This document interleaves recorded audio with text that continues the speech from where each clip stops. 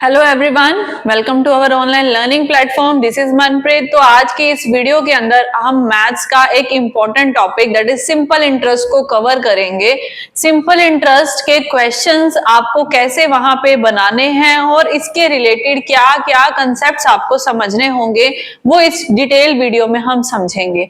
ठीक है, तो बिल्कुल बेसिक से समझते हैं कि सिंपल इंटरेस्ट का मतलब क्या होगा। देखो, इंटरेस्ट का मतलब क्या होता है, जब आप कोई वैल्यू जो है वो डिपॉजिट करते हो कहीं पे और बदले में आपको उसके ऊपर कुछ एक्स्ट्रा इनकम अर्न करने को मिलती है। फॉर एग्जाम्पल, अगर आप कहते हो कि मेरे पास सपोज करो 10,000 रुपीज पड़े हैं, तो उन 10,000 रुपीज को अगर आप सेविंग में डालना चाहते हो, आप चाहते हो कि इस पैसे को मैं किसी ऐसी जगह इन्वेस्ट करूं जहां से मुझे कुछ इंटरेस्ट मिले उसके बदले में, यानी कि कुछ एक्स्ट्रा अर्न करने को मिले, तो एट दैट टाइम आप क्या करोगे, उसको या तो बैंक में डिपॉजिट कर दोगे सेविंग्स के अंदर, या आप उसको एफडी में ट्रांसलेट कर दोगे, एफडी में ट्रांसफॉर्म कर दोगे। ठीक है, तो ऐसे क्या होगा, उसके ऊपर जो इंटरेस्ट मिलेगा वो आपकी एक्स्ट्रा इनकम होगी। तो ऐसे ही जब आपने कुछ ऐसी इन्वेस्टमेंट करी है जहां आपको एक्स्ट्रा अर्निंग मिल रही है, उसको वर्ड दिया जाता है इंटरेस्ट। तो दूसरी एग्जांपल में समझते हैं कि जब आपने लोन लिया, तो लोन लेने के टाइम पे आपको कुछ ना कुछ बैंक वालों को एक्स्ट्रा देना पड़ता है, तभी वो आपको थोड़े टाइम पे लिए पैसा उधार देंगे। तो एट दैट टाइम आप इंटरेस्ट पे कर रहे हो। तो जब आप अपना लिया हुआ पैसे से कुछ एक्स्ट्रा पे कर रहे हो तो वो भी इंटरेस्ट में ही काउंट होता है। तो जब भी एक्स्ट्रा इनकम होगी वो इंटरेस्ट का पार्ट बनेगी, राइट। तो अभी यहाँ पे सिंपल वर्ड क्यों ऐड करा देखो, इंटरेस्ट होता है, ये दो पार्ट्स में डिवाइड होता है इंटरेस्ट। तो कौन कौन से हैं वो दो टाइप्स, तो इंटरेस्ट वर्ड जो होता है एक सिंपल में डिवाइड होता है और एक कंपाउंड में डिवाइड होता है। तो सिंपल का मतलब एट दैट टाइम क्या रहता है, जब आपका जो इंटरेस्ट आपको मिल रहा है या आप पे कर रहे हो वो सेम रहता है, जब भी जितने भी नंबर ऑफ इयर्स हैं अगर वो सेम इंटरेस्ट आपको मिल रहा है या आप दे रहे हो तो वो सिंपल में कंसीडर किया जाएगा। सेम दूसरा वर्ड जो होता है कंपाउंड। कंपाउंड का मतलब क्या होता है, अगर आपने नॉर्मल लैंग्वेज में भी समझा हुआ है, सो कंपाउंड का मतलब होता है एक्यूमुलेट, इकट्ठा होते जाना। तो जब भी वो इकट्ठा होता जा रहा है, एक्यूमुलेट होता जा रहा है, वो कंपाउंड की डेफिनेशन के अंदर आ जाता है। सो ऐसा रेट ऑफ इंटरेस्ट जो ऐड होता जा रहा है, ऐड ऑन होता जा रहा है, या हम बोले एक्यूमुलेट, मतलब पिछले वाले के ऊपर भी नया वाला चार्ज होता जाएगा, तो वो कंपाउंड इंटरेस्ट में काउंट किया जाएगा। दोनों बातें समझ में आई अब आपको। अभी यहाँ पे हमें सिंपल इंटरेस्ट आज कंटिन्यू करना होगा, उसके बाद जब हमारा सिंपल इंटरेस्ट का पार्ट हो जाएगा हम कंपाउंड इंटरेस्ट समझेंगे। अब आपको सिंपल इंटरेस्ट की डेफिनेशन क्लियर है तो कंसेप्ट समझने में इजी रहेगा आपके लिए आगे। तो उसके पहले ये दोनों टर्म्स फाइनेंशियल टर्म्स में आ गई, मतलब आपको मनी रिलेटेड बातें करनी है, तो इसीलिए ये फाइनेंशियल टर्म्स में समझे जाने वाले सबसे इंपॉर्टेंट टॉपिक रहते हैं। ठीक है, इसी के साथ हम अब कंसेप्ट समझना शुरू करते हैं। तो उसके लिए हम आ जाते हैं हमारी व्हाइट स्क्रीन पे। ठीक है, तो यहाँ पे हम पहले शुरुआत कर दें कि क्या होता है सिंपल इंटरेस्ट के अंदर। तो विद एग्जांपल समझेंगे और फिर हम बताएंगे कि कैसे आपको क्वेश्चन सॉल्व करने हैं। सबसे पहले आपने सपोज करो आपके पास कुछ पैसे हैं जो आपने डिपॉजिट करने हैं। हम एग्जांपल के लिए ले लेते हैं, हमारे पास वही 10,000 की अमाउंट है। एक सिंपल सी नंबर से समझेंगे कंसेप्ट को। तो जी ये जो डिपॉजिट है आपके पास 10,000 रुपए, इस डिपॉजिट को जो आपकी एक्चुअल वैल्यू आपके पास है या एज अ लोन आप लेते हो, दोनों ही केस में ये जो बेसिक वैल्यू है इसको बोला जाता है प्रिंसिपल, और शॉर्ट फॉर्म में इसको बोल देते हैं पी। समझ में आई ये बात। उसके आगे अब आपके पास 10,000 रुपए पड़े हैं और आपको चाहिए उसके ऊपर इंटरेस्ट, तो आप बैंक के अंदर गए, आपने उनसे बोला कि मुझे 10,000 रुपए एफडी के अंदर या कह लो सिंपल सेविंग के अंदर रखने हैं। सिंपली हम एग्जांपल की हेल्प ले रहे हैं। तो उन्होंने बोला कि ठीक है रख दो, और आपको एक टाइम पीरियड के लिए हमारे पास पैसे रखने होंगे। तो आपने उनसे पूछा कि अच्छा रख तो देंगे, क्या मुझे इंटरेस्ट बताओगे कितना चार्ज किया जाएगा। तो ये जो इंटरेस्ट होता है ना, वो आपको कैलकुलेट करके बताने की बजाय एक रेट की फॉर्म में बता देते हैं, यानी कि परसेंटेज की फॉर्म में वो बताते हैं कि हमारा सेविंग रेट इतना चल रहा है, हमारा एफडी रेट इतना है, राइट। तो ये जो रेट ऑफ इंटरेस्ट है हम इसको लेट कर लेते हैं कि 10% है। अब ये जो रेट होता है ये डिपेंड करता है, बैंक टू बैंक वेरी करेगा कि वो क्या आपको क्वार्टरली इंटरेस्ट चार्ज कर रहे हैं, वो ईयरली चार्ज कर रहे हैं, कि वो हाफ ईयरली चार्ज कर रहे हैं। फर्स्ट केस में हम ये लेते हैं कि वो पर एनम आपको रेट चार्ज कर रहे हैं, तो 10% पर एनम का केस हम बना लेते हैं, राइट। अब इसके आगे आपने बोला कि अच्छा रेट चार्ज कर रहे हो आप, तो चलिए मैं आपके यहाँ पे 2 साल के लिए जो है वो पैसा रख देती हूँ। 2 इयर्स के लिए आपने रेट वहां पे 10% के अकॉर्डिंगली पैसा डिपॉजिट कर दिया। अभी आपको ये चेक करना है कि मुझे कितना इंटरेस्ट इन रुपीज मिलेगा। तो वो आप कैसे कैलकुलेट कर सकते हो इस केस के अंदर। तो देखो यही से हमारा क्वेश्चन शुरू होता है, जब आपको प्रिंसिपल भी गिवन है, जब आपको टाइम भी गिवन है और आपको रेट भी गिवन है, उस केस में आप कैसे इसका आंसर फाइंड आउट करोगे। यस तो आपको क्या करना है इस केस के अंदर कि जो भी आपका रेट ऑफ इंटरेस्ट है, आप क्या करना, उसको इंटरेस्ट में कैलकुलेट करने के लिए सीधा सा एक कंसेप्ट यूज करो। जब भी आपको इंटरेस्ट हर साल का निकालना है, तो जितनी भी प्रिंसिपल वैल्यू होगी, यानी कि मैं पहले एग्जांपल बता रही हूँ, 10,000 का मेरा प्रिंसिपल है, इसके ऊपर परसेंटेज लगेगी, क्योंकि परसेंटेज हमेशा एक बेसिक वैल्यू के ऊपर लगती है, तो 10% मैंने यूज कर दिया। अब इसके बाद में क्या है, 10% लगा दिया, तो मुझे 1 साल का सॉरी 1 साल का मुझे इंटरेस्ट मिल गया 1000 रुपीज। अभी आप क्या करोगे, अगर हर साल का निकालोगे, सिंपल का केस है, तो 1000 प्लस 1000, यानी कि अगर मेरे पास 2 साल का टाइम है तो पहले साल भी मुझे 1000 रुपए मिलेगा, नेक्स्ट ईयर भी मुझे 1000 रुपए मिलेगा, ऐसे मैं करती जाऊं तो मुझे पता चल जाएगा 2 साल के बाद मुझे 2000 मिलेंगे। बट अगर बार बार ऐसे कैलकुलेट करना पड़े, सपोज करो कि आपको 5 साल 10 साल का पूछा जाए, तो क्या होगा इजी मेथड, आप क्या करोगे, जो भी आपका इंटरेस्ट आएगा उसको नंबर ऑफ ईयर से मल्टीप्लाई कर दोगे। तो यहां मैंने इसको नंबर ऑफ ईयर्स यानी कि 2 से मल्टीप्लाई कर दिया। अभी बात समझ में आई। तो यहां इसको जब मैंने मल्टीप्लाई करा तो मेरे पास 2 साल का इंटरेस्ट निकल आया, दैट इज 2000, जो हम यहाँ पे प्लस के अकॉर्डिंग निकाल रहे थे। समझ में आया। तो यही से हमारा फॉर्मूला बन गया, क्या, जब भी आपको इंटरेस्ट कैलकुलेट करना है एट दैट टाइम आप P मल्टीप्लाई, P मतलब principal, multiply rate R multiply T time करोगे, और रेट परसेंटेज में है इसीलिए नीचे 100 लगेगा। तो अभी क्या बन गया, इंटरेस्ट निकालने का फॉर्मूला बन गया P into R into T upon 100, जिसको हम PRT बोलेंगे। ठीक है, तो PRT अपॉन 100 की हेल्प से हम ये क्वेश्चन निकालेंगे, जब भी आपको इंटरेस्ट जितने भी नंबर ऑफ इयर्स का निकालना है वैसे। अभी दूसरी बात करते हैं, चलो 2 साल का टाइम बीत गया, तो आफ्टर 2 इयर्स है ना, आफ्टर 2 इयर्स आप जाओगे फिर से बैंक के अंदर कि हाँ जी हमने तो अपना पैसा डिपॉजिट करा था, तो अभी 2 साल खत्म हो गए हैं, तो अभी बताइए हमें कितने पैसे मिलेंगे। तो वो क्या करेगा, वो बोलेगा कि आपने जो प्रिंसिपल लगाया था, तो आपने लगाए थे 10,000 रुपए, वो तो आपको वापस मिलेंगे ही मिलेंगे, प्लस कुछ एक्स्ट्रा जो आपने अर्न करा दैट इज 2000। तो अभी जब मैं पैसे मैच्योरिटी के टाइम पे लेने गई तो उसने क्या बोला कि आपके जो बनते हैं वो हैं 10,000 आपकी बेसिक वैल्यू प्लस 2000 आपका इंटरेस्ट, यानी कि अब आपको टोटल 12,000 रुपीज जो है इन रिटर्न मिलेंगे। तो यहां से दूसरा कंसेप्ट शुरू होता है कि जब भी आपको मैच्योरिटी पे जो वैल्यू निकालनी है, जो आपको इन रिटर्न मिलेगी, वो आप कैसे निकाल सकते हो, उस वैल्यू को सबसे पहले बोलते क्या है आपको ये पता होना चाहिए। तो मैच्योरिटी पे जो आपको रिटर्न टोटल मिलेगा उसको बोला जाता है अमाउंट। ठीक है, तो जो अमाउंट आपको कैलकुलेट करनी है वो कैसे हम करेंगे, तो एक तो उस अमाउंट के अंदर एक प्रिंसिपल आ जाएगा, तो प्रिंसिपल प्लस एक उसके ऊपर इंटरेस्ट चार्ज किया जाएगा।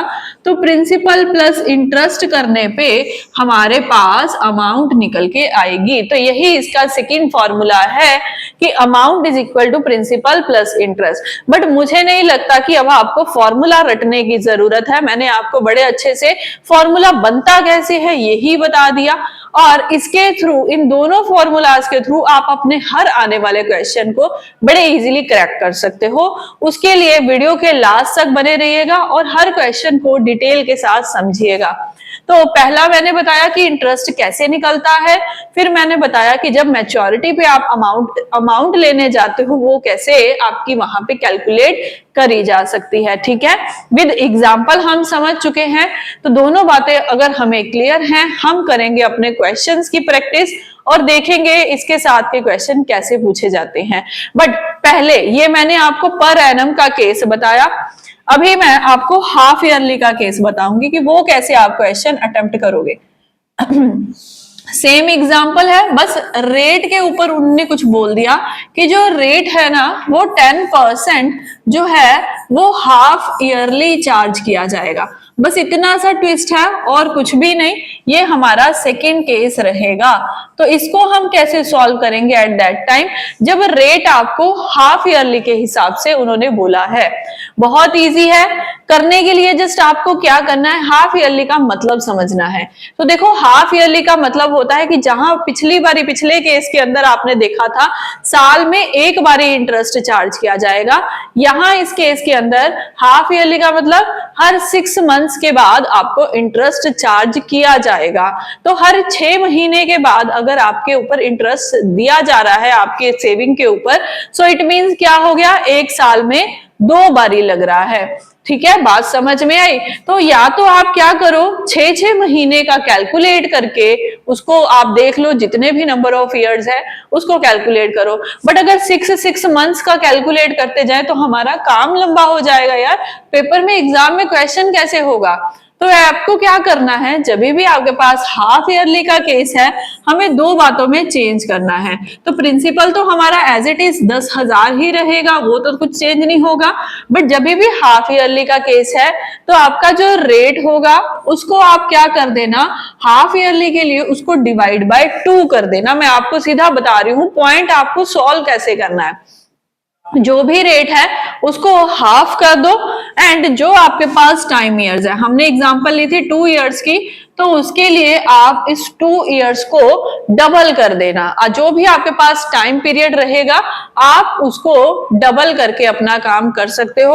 अब यहाँ पे पॉइंट ये है कि 4 साल की बात बना दे फिर ऐसे, तो हाँ जी यही आपको करना है। तो इसको मल्टीप्लाई बाय 2 कर दोगे तो आपका जो नंबर ऑफ इयर्स इस केस में बन जाएगा वो 4 इयर्स का बन जाएगा। हमने सिर्फ क्वेश्चन को सॉल्व करने का मेथड बदल दिया। अभी बात वही है, 10% को हाफ किया तो हमारा रेट 5% पर एनम के अकॉर्डिंग बन गया। अभी हमारा क्वेश्चन बिल्कुल वैसे ही होगा कि इंटरेस्ट कैलकुलेट करने के लिए PRT हम लगाएंगे, प्रिंसिपल इंटू, अब रेट 10% ना लेके 5% लगाएंगे, टाइम पीरियड 2 इयर्स ना लेके 4 इयर्स के अकॉर्डिंग काम करेंगे। सो जब हम इसको कैलकुलेट करेंगे सो हमारे पास ये आंसर बन जाएगा 2000 रुपीज। तो देखो 4 साल के अंदर आपको 2000 रुपए ही मिलेंगे, वही सेम वैल्यू जो पीछे मिल रही है, बट करने का मेथड क्या है, क्योंकि क्वेश्चन वहां पे सेम थोड़ी होंगे, अलग वैल्यूज भी आ सकती है। सो मेरा इंटरेस्ट बन गया 2000, आपको हाफ ईयरली में ये करना है। अब आते हैं थर्ड केस के ऊपर। जब आपको रेट के अंदर ये बोल दे कि रेट चार्ज किया जाएगा क्वार्टरली, तो रेट अगर वहां पे ऐसे बोला जाए 10%, चलो 20% पर एनम ना देके क्वार्टरली बोल दिया जाए, क्वार्टरली, तो अभी इसको हमें समझना होगा कि क्वार्टरली के केस में हमें कैसे करना है, जैसे हमने हाफ ईयरली के केस में किया। तो देखो क्वार्टर्स का मतलब होता है आपको जो है वो साल के अंदर 4 बारी चार्ज किया जाएगा। तो एट दैट टाइम कितनी बारी? 4 बारी, हर 3-3 महीने के बाद का वो जो है इंटरेस्ट आपके ऊपर चार्ज किया जाएगा। तो साल के अंदर अगर 3-3 महीने में कर रहे हैं तो टोटल 4 बारी इंटरेस्ट है। तो एट दैट टाइम आप रेट को 4 से डिवाइड कर देना और टाइम को 4 से मल्टीप्लाई कर देना। जो भी आपके पास टाइम पीरियड होगा आप उसको मंथ्स में भी हो सकता है, आपके पास वहां डेज में भी हो सकता है, तो उसके अकॉर्डिंगली आप काम करेंगे, 4 से डिवाइड और 4 से मल्टीप्लाई करेंगे। तो तीनों केस आपको समझ में आ चुके होंगे। अभी चलते हैं हम अपने क्वेश्चंस प्रैक्टिस करते हैं। तो let's start with the first question. हाँ जी, तो फर्स्ट क्वेश्चन आपके पास है, what would be the simple interest on an amount of 5760 at the rate of 6% per annum after 3 years। तो अगर वो बोलते हैं एक अमाउंट जो कि है 5760, उसके ऊपर आपका जो है वो रेट चार्ज किया जाए 6% के हिसाब से और 3 साल के लिए, तो आपकी जो है सिंपल इंटरेस्ट कितना बनेगा वो हमें यहाँ पे आंसर करना है। इस क्वेश्चन को हम कैसे टैकल करेंगे? हाँ जी, तो देखिए सबसे पहले आपको क्या करना होगा, आपके पास इंफॉर्मेशन क्या क्या है वो आपको फाइंड आउट करके रखना होगा।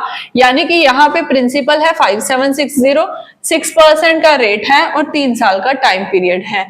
तो प्रिंसिपल है 5760, हम पीआरटी यूज कर रहे हैं, रेट हमें 6% दिया है और टाइम पीरियड 3 साल का दिया है। क्यों ना इसी मेथड से इसको कर दे, क्योंकि हमें वहां पे मेथड्स में एक्सपर्ट नहीं बनना, हमें हमारा आंसर जल्दी से जल्दी वहां पे करना है। तो जब हमने इसको कैलकुलेट करा तो 1 0 से 1 0 ही कट रही है और कुछ भी नहीं कट रहा। अभी देखो यहां सिर्फ आपको मल्टीप्लाई करके वैल्यू मिलेगी। आप 576 को 6 के साथ और 3 के साथ मल्टीप्लाई करोगे तो आपका आंसर आएगा। मैं बोलती हूँ ये भी करने की जरूरत वहां पे नहीं है। आपको जस्ट क्या करना है, आप 576 को 6 into 3 18 के साथ मल्टीप्लाई करोगे और नीचे एक 10 लगाओगे। अभी 18 के साथ मल्टीप्लाई करने के लिए आप क्या पैटर्न यूज करोगे? 18 को हम 18 नहीं 10 + 8 से काउंट कर सकते हैं।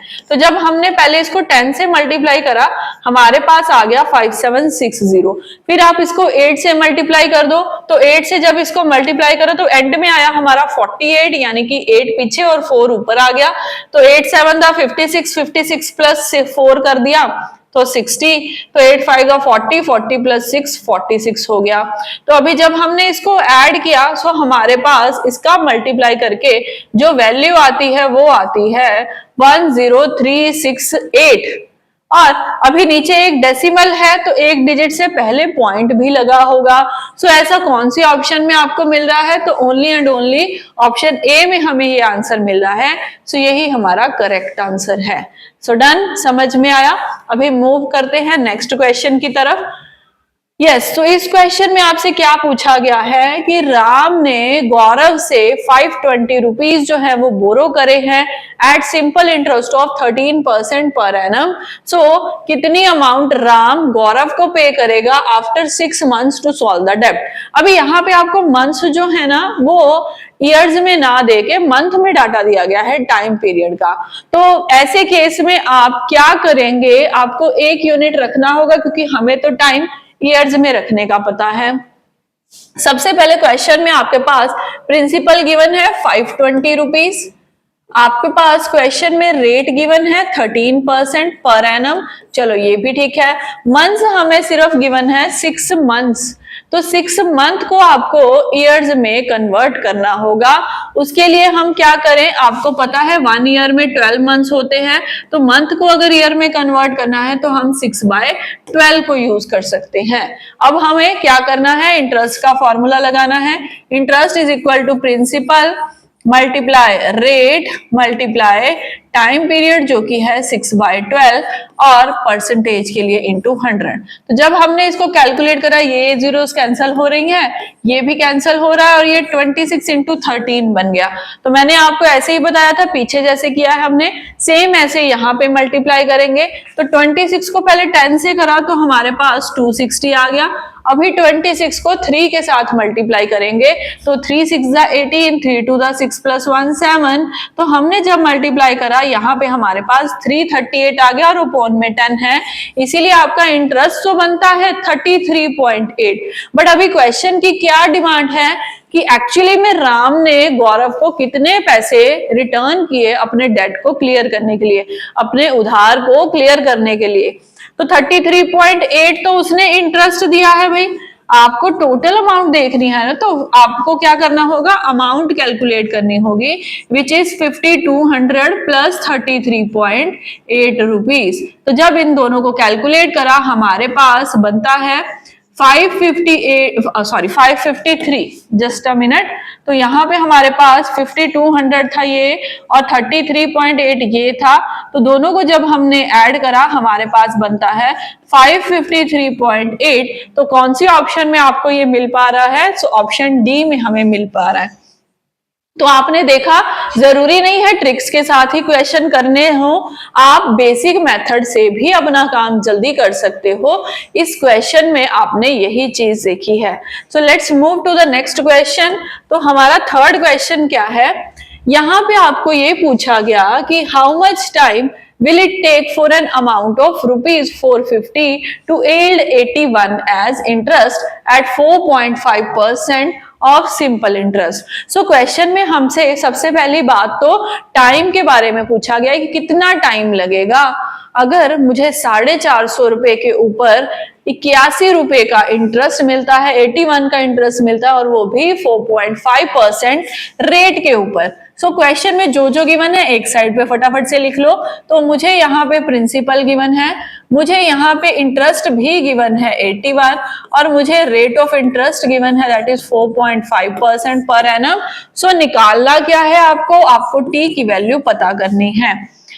सो कैसे करें, फिर से वही formula, interest is equal to PRT. तो इंटरेस्ट है 81, प्रिंसिपल है 450, रेट है 4.5। तो 4.5 पॉइंट हटा के हम नीचे एक 10 लगा सकते हैं और फिर एक 100 और हमें निकालना है टाइम पीरियड।